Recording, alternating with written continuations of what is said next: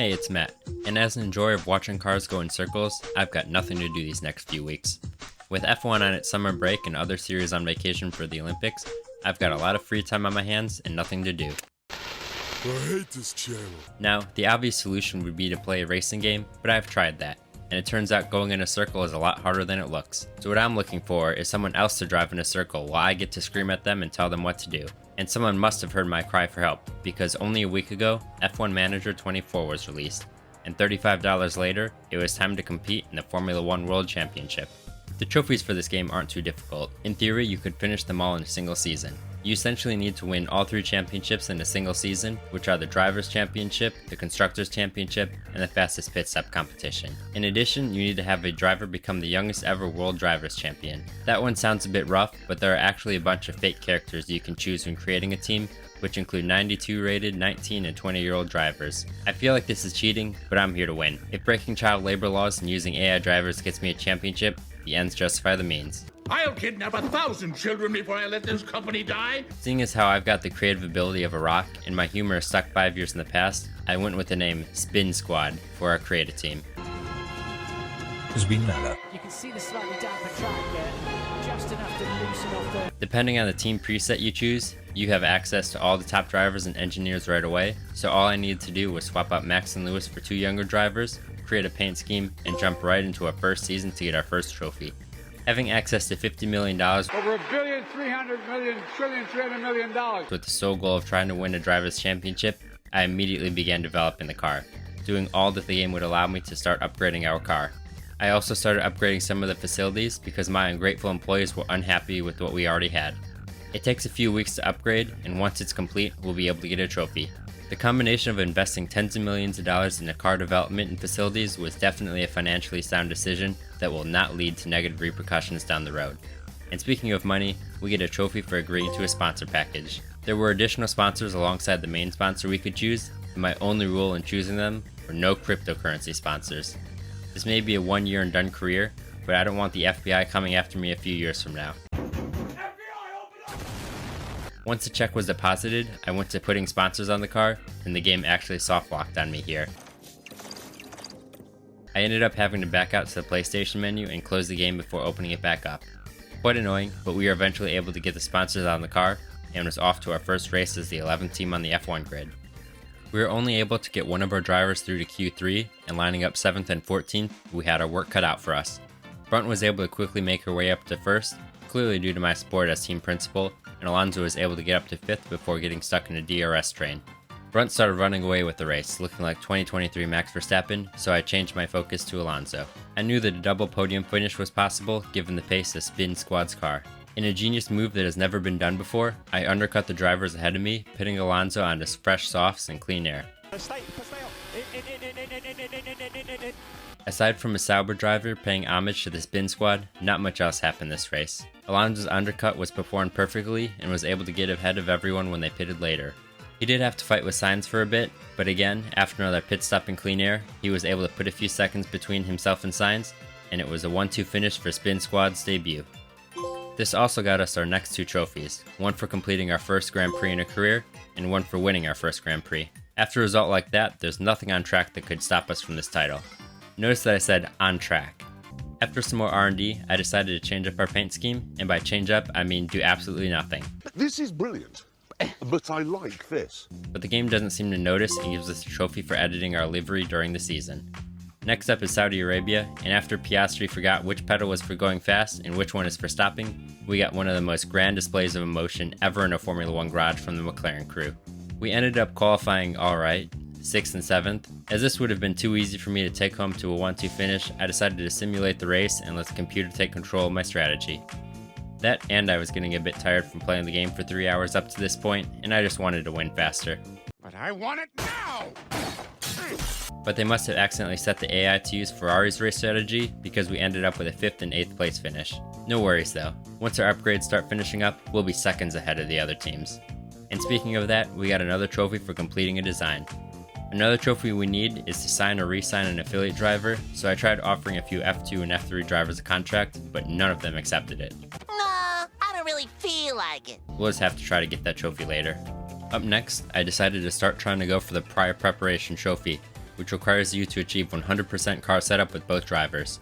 During practice, you're able to make adjustments to your car setup, and depending on the feedback you receive from your driver, you can tweak the setup until they're 100% happy with it. Sounds easy enough, but in reality, when you've got everything perfect except for one thing, and the only way to move that slider is to move all of them, it can get annoying. From here on, I started managing the practices myself in an attempt to get this trophy, while simming quality in races to try and speed up my progress towards the platinum. We were scoring consistent points while getting close to even scoring podiums, so I figured once we had a few more upgrades, we'd be able to win races without me having to sit through each race. We also got a trophy as the facility upgrades from earlier were finally completed, as well as another trophy for replacing a broken part on one of our cars. Speaking of upgrades, about those car upgrades we finished earlier. I didn't realize that you had to build them after the research was completed, so we weren't actually running them.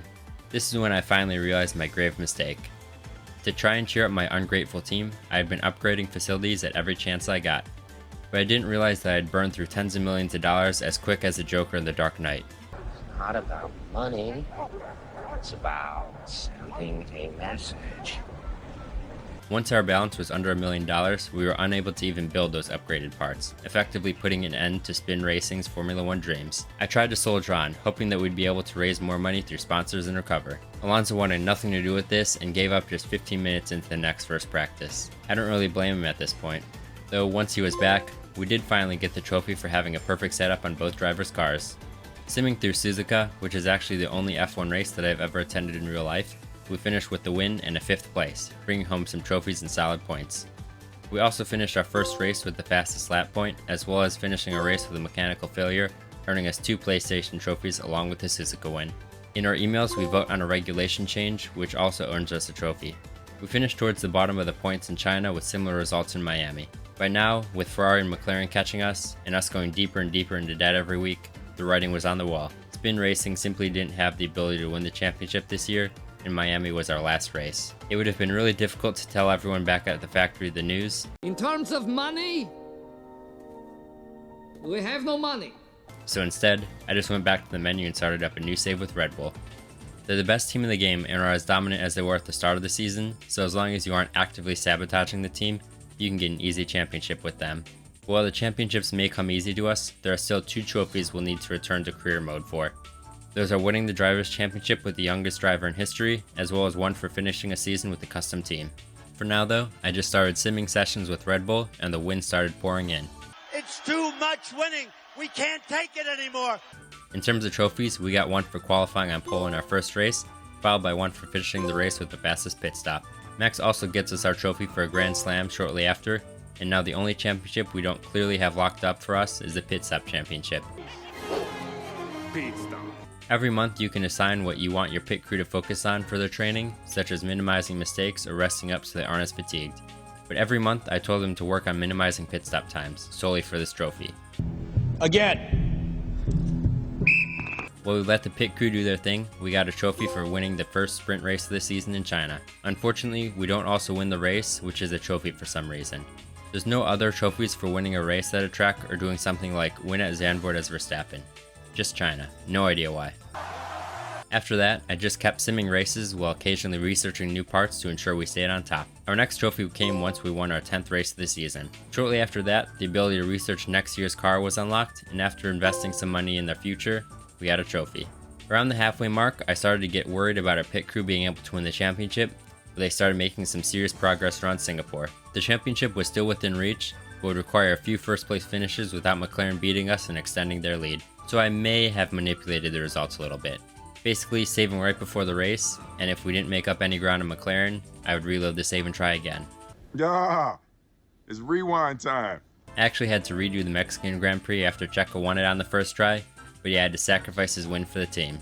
The points are awarded based on each driver's fastest pit stop time, so the most effective way to make up ground in McLaren would be to have one driver with the fastest pit stop of the race, and the other driver with the second fastest pit stop. But with only 1 or 2 pit stops to race, that can be a bit difficult. That is, unless you increase the number of pit stops you make. Perez and Verstappen put on an absolute masterclass in Brazil, finishing 5th and 15th respectively, but finishing 1st and 2nd in the pit stop results.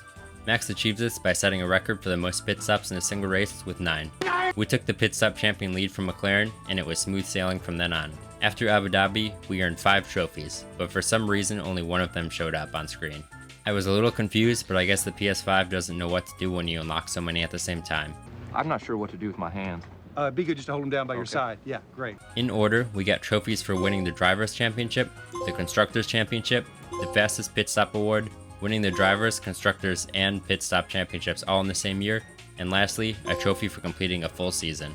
Now that all of the on-track action for Red Bull was out of the way, there were just a few more trophies we needed before we returned to career mode. By winning the Drivers and Constructors Championships, we achieved both the board season target as well as a long-term objective, earning us 2 trophies in the process. We also gave a random F3 driver a 3-season, $280,000 a year with a $140,000 signing bonus contract in order to get 2 trophies, one for having a contract accepted with an immediate deadline, and one for signing an affiliate driver. Poor guy must have been so excited, but I immediately left Red Bull and went back to a custom team. Game's over, losers! I have all the money! Compare your lives to mine and then kill yourselves! Now, all it's left to do is win at Shanghai, have the youngest drivers champion, and finish the season as a custom team, and the platinum is ours. In an attempt to make it as clear as possible to what our goal as a team is, I went with the name Go Fast. With 2 92 rated AI drivers, either one of which would get us our youngest driver champion trophy. Alright, young Oscar, what are you, 21 years old? Let's see how you feel with a face full of mirrors full of a Ferrari. I'm coming! We're off to the races. Again, I immediately start developing our car as I'm here to pull off a Braun GP season. I don't care what happens next season as long as we win this one. But unlike Braun, we get off to a rough start, doing well enough to get some points, but no podiums yet. But just in time for China, we get our first upgrades of the season, and with the guiding hand of team principal Matt, we're able to bring home our first win of the season, as well as the trophy for winning at China.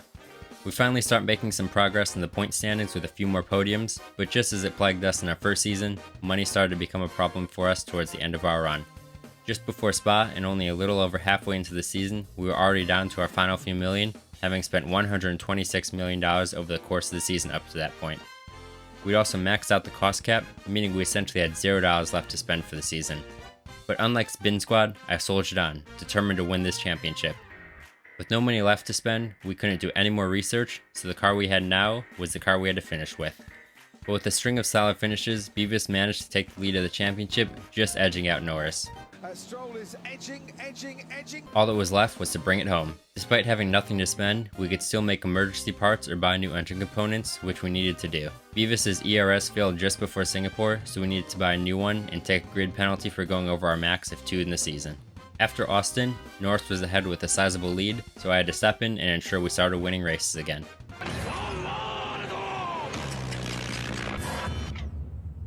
We won in Mexico, and despite subpar results in Brazil, we finished ahead of Norris, so I wasn't too worried. But by now, Beavis's gearbox and engine were falling apart, so I took a risk and replaced them, again going over the limit for the season and forcing us to take a penalty in Las Vegas. By some miracle, Beavis put it on pole, but it was back to 22nd because of the penalties. Psych! That's the wrong number! I intended on managing the race myself, but after being late to pit under a safety car, which cost us the lead, only for there to be a red stop on the very first lap we went back green, I was fed up and just decided to sim the race. That wasn't a terrible decision, and by some miracle, Beavis drove it up to 3rd, and most importantly, ahead of Norris. Going into Abu Dhabi, with our cars falling apart and not having received any upgrades since mid-season, we were 9 points ahead of Norris. All we needed to do was put in a decent final race in order to seal up the title. Hold up. Wait a minute. Something ain't right. So I got the trophy for completing a season as a custom team at the end of the race, but Norris managed to beat us by 1 point in the standings. Clearly, McLaren had cheated, so I just went back to my save before the race. And this time, Beavis finished 2nd, taking the title and earning us the trophy for the youngest drivers champion, and with it, the Platinum Trophy for F1 Manager 24. And if you were curious, we ended the season $52 million in the red, along with just over $20 million in fees for overspending on the cost cap. Personally, I think it was worth it for the championship, but the higher-ups at GoFast didn't seem to think so, and I was fired from my job as team principal. I guess all great empires are doomed to fail. But in its short-lived golden age, GoFast managed to win races and set records. Despite leaving, I look forward to seeing where the next leaders could take GoFast Racing Team. And the answer? Probably bankruptcy court. Better call Saul. If you're still watching, a like would be much appreciated. I've got some more projects in the works, so be sure to subscribe so you don't miss out on those. I'll see you guys later.